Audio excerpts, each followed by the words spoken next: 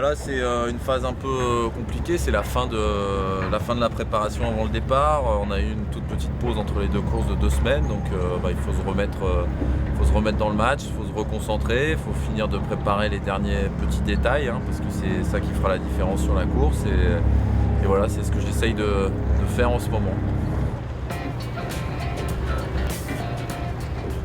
Bon, écoute, l'ambition, oui, on a toujours des ambitions quand on prend le départ d'une course. Maintenant, on est confronté à une flotte qu'on connaît peu au final.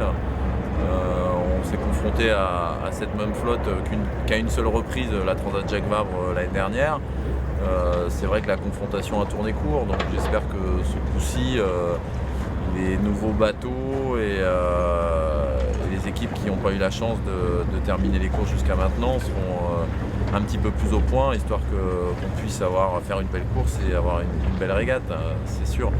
Mais bon, c'est comme à chaque fois aujourd'hui dans les courses IMOCA, c'est un peu la météo qui va dicter quels bateaux auront le plus de chance au départ.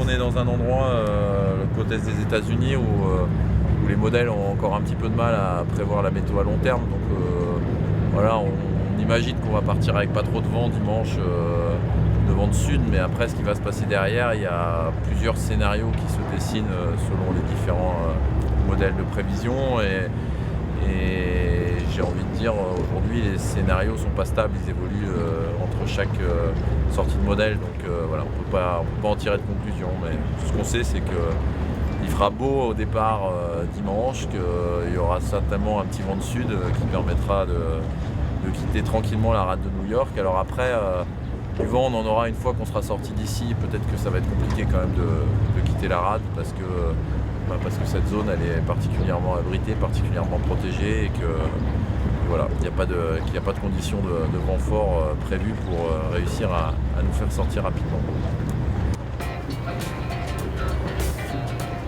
Non, le bateau, je crois qu'il n'y a pas de souci majeur, suite à la perte de voile dans The Transat, on a récupéré des voiles qui ne sont pas forcément les meilleures, mais c'est des voiles qui nous permettent quand même largement de boucher le trou qu'on a pu avoir sur la course précédente. Donc j'ai envie de dire, aujourd'hui les conditions pour partir sont plus qu'acceptables, hein. Je crois que le déficit de performance qu'on peut avoir, il sera dans l'épaisseur du trait de crayon. Donc je pense que si je navigue pas trop mal, il y aura moyen de le gommer sans trop de soucis. Bon, je trouve que c'est un beau symbole, ouais, parce que c'est quand même la ville des IMOCA, la ville du Vendée Globe, donc de faire l'arrivée en Europe là-bas, c'est plutôt une bonne idée.